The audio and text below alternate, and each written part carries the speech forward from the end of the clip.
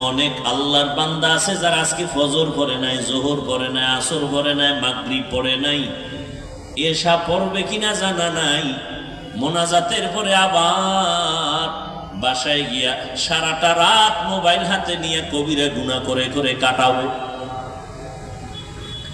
সারা রাত ঘরের ভেতরে জেনা চলে, জেনা রুমে রুমে জেনা চলে সারা রাত। ছেলে এক রুমে মোবাইল চালায়, জেনা করে। চোখের জেনা, কানের জেনা, জবানের জেনা, অন্তরের জেনা চলে। ঘরে ঘরে জেনা চলে মোবাইলের দ্বারা। যেই পরিমাণ গুনাহ ঘরে ঘরে হয় মোবাইলের কারণে, এই গুনার কারণে উচিত ছিল ঘুমের মধ্যে আল্লাহর গজব আসবে, চেহারাটা শুকর হয়ে যাবে, বানর হবে।